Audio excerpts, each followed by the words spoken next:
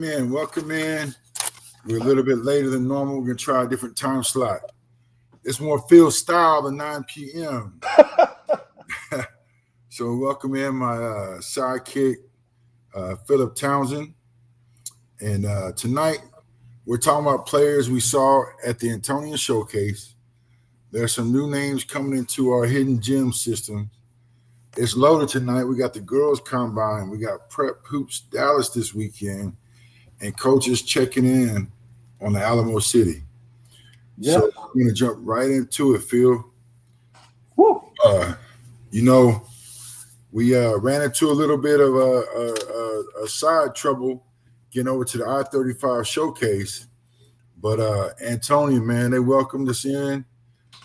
Coach Camacho, remember we used to follow her over at Judson. At Judson.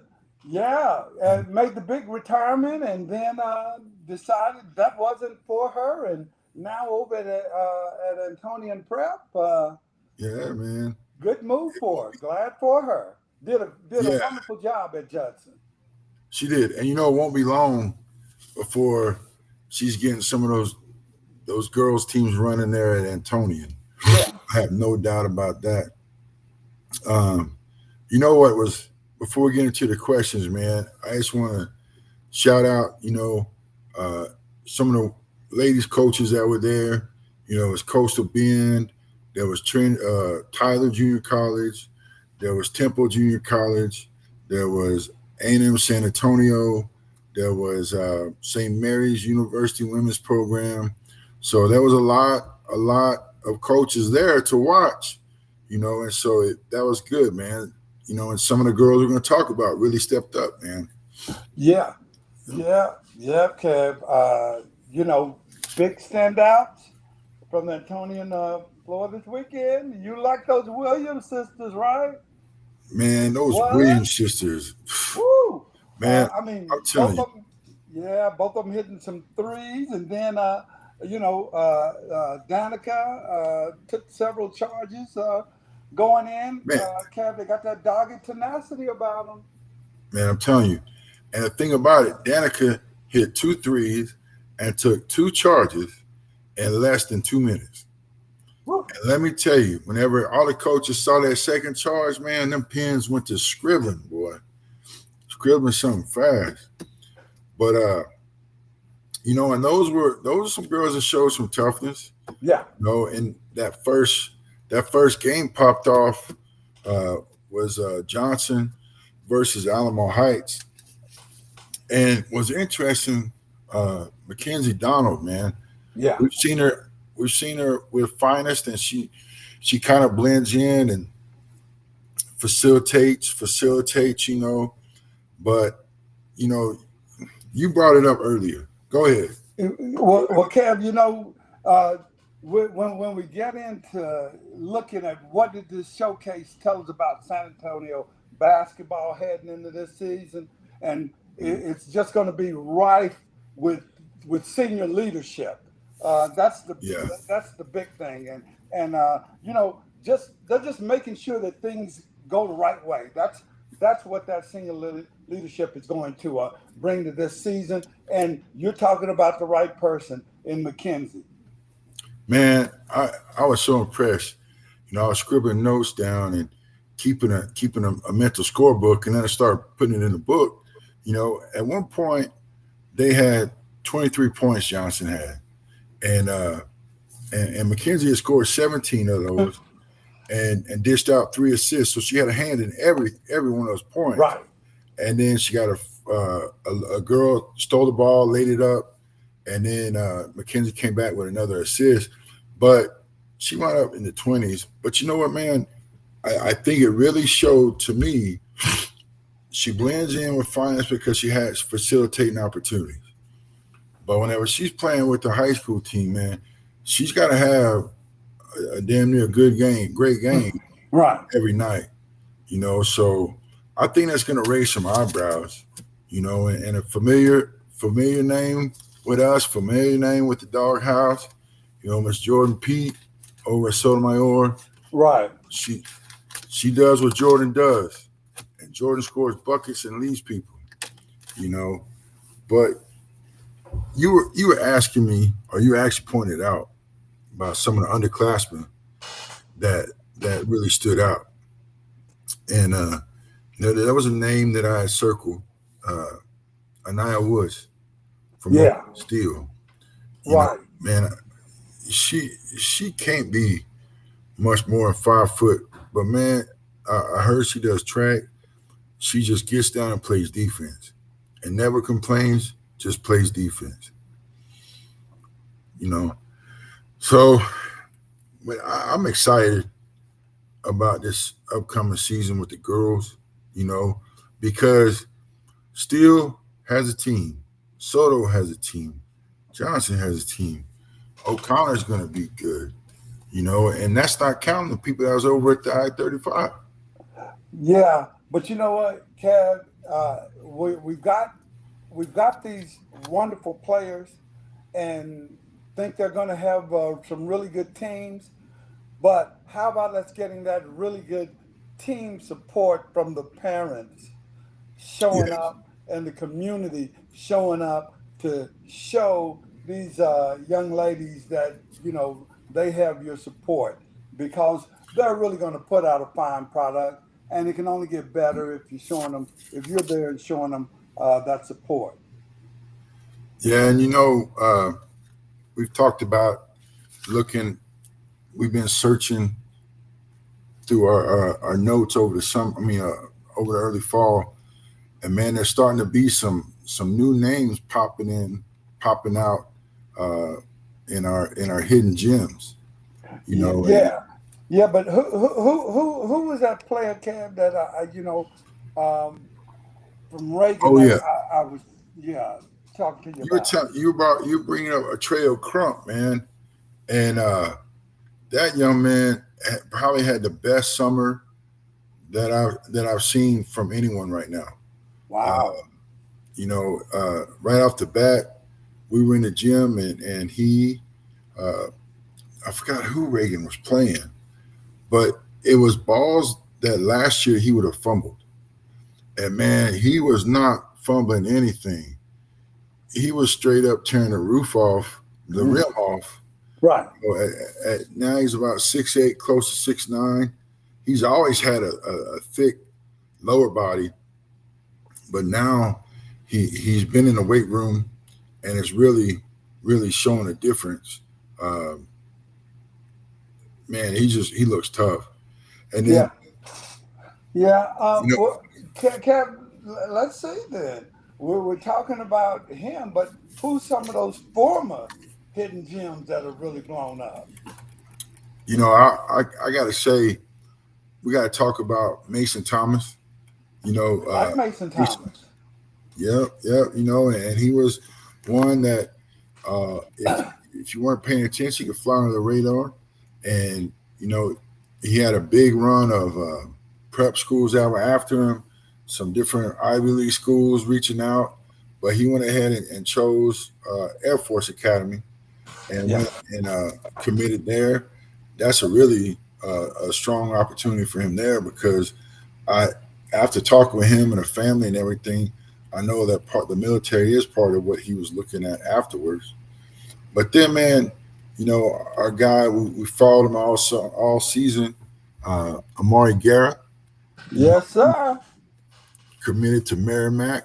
So really excited for him. And those guys may not be so much hidden gems anymore, but once upon a time we were finding guys and putting the names out. Uh, but I'm gonna tell you what, man, we gonna have some class of 27 juniors that people are starting to take notice of. I know that Coach Ubel at South Dakota, University of South Dakota, I was talking with him this afternoon, and he was telling me how he had gone through and seen Trey at Reagan. That he tell on social media, and he told me that he had stopped by Harlan. And really and truthfully, man, this might be the first year that they don't have a Texas kid in their signing class. Right.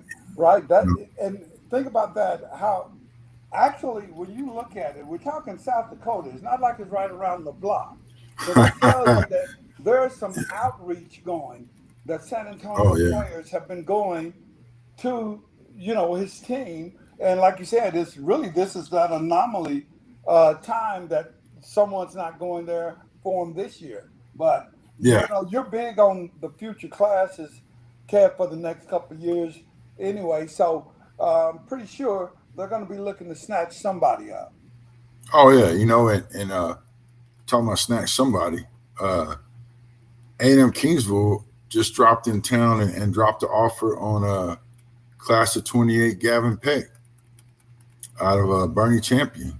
Yeah, So they're really not wasting any time, and I think that's for a couple of reasons. I think that the way recruiting is with the Division Ones wait until later on. I think some of these Division Twos and some of these Division Threes are really pushing to get in their hooks into people earlier. You know, because some of these offers may not have come till later. right. And I heard that a couple of kids out of Judson were at Shriner today or yesterday. Um, I know Hardin Simmons was in town and did a couple of home visits. Um, and I'll let those guys talk about that when the time comes. But we know that Trinity, man, Trinity's trying to clean up. Trinity offered an opportunity to Jaden Jones, to Yeah. big man from Corbin Crocker from TMI, and so they are offering some pieces that people are really high on. And for someone like Jaden, we've talked about it, man. He's gotten interest from Division 1 all the way through Division 3. And we're not even talking about Red over at Yeah. Judson has that full ride and some to Well, Red is a favorite of yours, Kev. yes he is. I like him a lot. Guy just plays hard. Um, and he's played that way his whole career. Um, Can I get back to your own? Think about that. Him having, not Red, but him having the opportunity from Division 3 to Division 1, right? yeah, yeah, So Jaden, yeah, yeah, so that's going to be interesting how Jaden goes and looks at that, especially with the new percentage type thing yeah, that's going to be going into Division 1, yeah, because now it's like, okay, if you're not offering me the full max, yeah, I can get that at Division 2 yeah, and still get noticed and still get some good coaching yes, and plenty of playing time. yeah. So that's it's going to get in. Am I going name or am I going for game?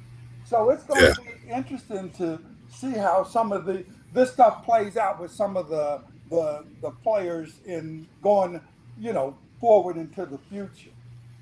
And what's interesting, talking about that, Jamil Garland at Steele, Yeah, uh, going to a big engineering school, and that's his chosen field. right. Um, and Jaden, the same way, uh, looking for an engineering program. Uh, I think there's a couple of Division 2 programs that would be a great fit, both athletically and academically. Uh, Right. so it is going to be interesting to see how long kids wait. Um, see, you know, how it all shakes out. Um, I do think that for some of these guys, Division 2 or junior college is going to be, basically how they view each program. Because depending upon where you go, if you go in the state of Texas, you're going to be expected to play right away.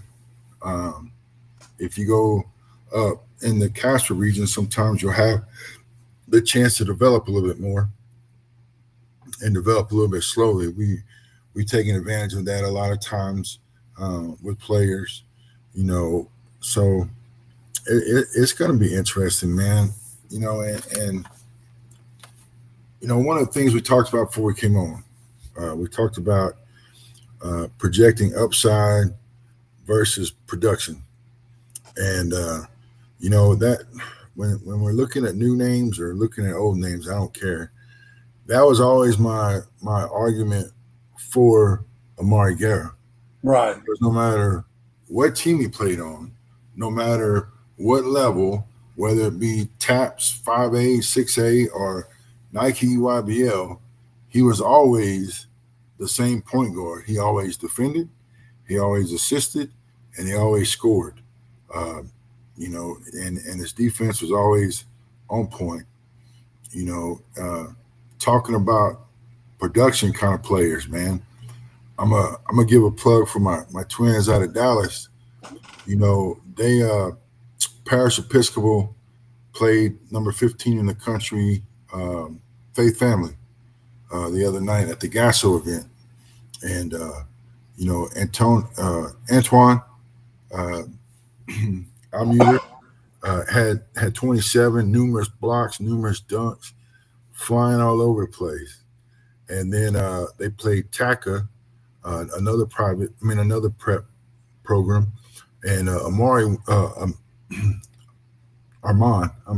Armand went off for 29 and all the attributes, and that was without their big man Hudson Lucas. You know, so you talk about potential versus production, and I've seen some teams not do their due diligence in my mind. Uh, you know, Northwestern State out of Louisiana did their due diligence, and they went ahead and offered. You know, but those guys are plenty of production, Yeah. and so shout out to those guys. You know, and Phil, I do want to talk about this event coming up. You know, on Saturday. Uh, you know, out at the doghouse. I'm really excited because as we talked before the show, uh, Anaya Wood is coming out from Steele. She was one that we kind of talked about after that Antonian Showcase opportunity. And man, there's quite a few girls from East Central coming in. And let me tell you what, there's a young lady, a freshman, that's coming in all the way from Edinburgh, Texas, Robert Bella High School, which ironically is the same high school that Jordan Bustamante plays at, going in his senior year. And Jordan has an offer to Trinity as well. Uh, so some familiar names, familiar schools, you know. So This is going to be another combine. yes, and there might be some more hurt feelings,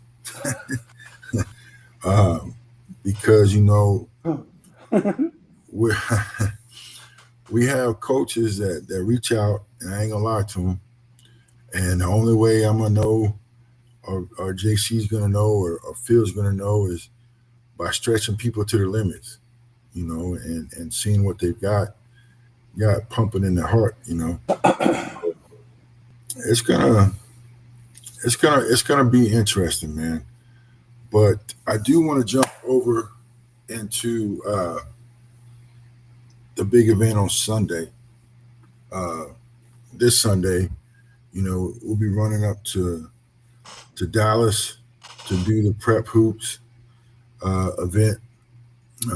Normally, man, we'll get up there and there'll be 70, 80 kids. We got 7 or 8 different riders, you know, and I go up there. I'm looking for the ones from the 210. You know, I'm looking to see how they compete. You know, um, and so that's going to be exciting. You know, and the cool thing about it is everywhere you turn, somebody's busting their ass Yeah. because they know that is one opportunity that they get a chance to show what they have. And if anybody's thinking about going, uh, you know, my Twitter is at Kevin ONE EYE, Kevin One Eye. Uh, I might have a promo code for you to make it a little bit more cost effective. Um, but Phil, let's talk about you know coaches checking in. You know, from across the state. We talk with tonight. We talk with Midwestern. And Midwestern's a school that doesn't typically recruit San Antonio, but I was talking with Coach Chapman and explaining to him, there's that big event called the Noble, Yes, sir. and there'll be two or three iterations of it, and I'm just excited, man, because last year there was only one team, and this year we're taking four. We're taking Steele, Harlan, Brennan, and Antonian, and so we'll get to see some of our best match up with some of the state's best. And that's going to be where? There'll be one at Allen, Allen High School. Yeah. There'll be one at the Colony. There'll be one at Kansas City, and there's 7 schools going up there for that one. And then there's one more that'll be in the Dallas area. They haven't signed the deal on that one, that last one yet. So we'll wait till that pops out and let everybody know. But the the social media is going to start running for that. That's always everything that Noble puts together, from the showcases to there's a 3-on-3 league up there in Dallas, and man, it's always top notch, and so I'm excited about that. Like you said, listen, put your ear to the ground. Go ahead, Phil. Kat, I just want to say something. Something just keeps sticking in my brain that the great coach for Langston University, Chris Wright, said to us. And I want to go back to something that you talk about. Look, ain't no shame in your game if you go in JUCO. There's a lot of advantages to going JUCO, especially nowadays. And when he said that, even though Langston is a 4-year institution, that's his big draw, is across the country, JUCO, going and looking for JUCO players, and not just your average JUCO players. You're gonna have to bring it. He's looking for that Division I player that's a JUCO player. So I'm just trying to reinforce to you that going JUCO, and coaches are reaching and grabbing. When I say, coaches are looking for you, and we're talking going to winning programs. You coming out of that JUCO. So it's not that, well, you go to JUCO, and if you don't go to Division I, it's a failure. No, but JUCO has so much to offer, and if you get that JUCO offer, don't just blow it off. No, because one thing I'm doing, man, specifically, is going back to some of those schools that used to recruit San Antonio. Coastal Bend is one that made it known to me very early that he was going to focus San Antonio, and he has. Great coach. Temple used to grab some. I think Cameron was Cameron Roper. He's now Saul Ross. Was over there last. Caleb Gaston down at, now he's at HCU over from MacArthur. But there's some other schools that used to really recruit San Antonio, and we're trying to build that back because everybody has to take their own path. And I do want to say, shout out to Coach Wright at Langston, because every time that a clip goes up on YouTube or social media from that one interview, man, it's getting 500-600 views every time. And so what that's telling me is he's putting out some really good information that people are really seeking to listen and to listen again and to share. So, that was really, really a great guest that, you know, you being the alumnus of the Langston L's, uh, How's up, baby? Boy. made that happen. And, man, so appreciative of that because it really opened up the door for us to get to Bethel, who had great interviews with Bethel. Um, man, my mind's going blank right now, but we've had some great NAIA coaches on, and that just opens up everything, man. Because I think the great part is people aren't able to say it's D1 or nothing Right. because we talk about Langston being an HBCU. We talk about Langston being one of the top programs in the country. And right there, then we got down the road, we got um, Houston Tilston with Coach Smith. Great man, originally from New Orleans, been in the city, around the city. A real inspirational guy. That's another HBCU NAIA that's going to be on the rise. So it's just a great time, man, because we're seeing kids elevate their games. We're seeing programs reaching out to San Antonio again, and that had kind of fallen off in the last, uh, we'll just say, several years. You know, Yeah. but man, we talked about it last year that this 26 class. Oh, we need to shout out Latrell Hoover, class of 25, signed his paperwork, and he's officially on the team at Texas Tech. All Uh, right. so very proud for him. You Wow. know, he stayed the course with future. Um, Stay. I know Felix did a great job with him getting him back ready to go, and look where he ended up in the Big 12. So we'll get a chance to see him. Uh, Yeah. but Because he had run out to Arizona for a brief yeah, second, right? yeah, Yeah. yeah, came back for the playoffs at Clemens. Never really got in the groove, Yeah. and then over the summer you saw it pick back up, and he played with the future. So Hagen Hurst was on that team. Hagen Hurst is another one that Trinity's offered. Oh, well, that's good. So yeah, I like him. yeah, I like him. yeah, and Put some so pain on somebody. yeah, it will, yeah, it will, and I want to thank everybody for joining in.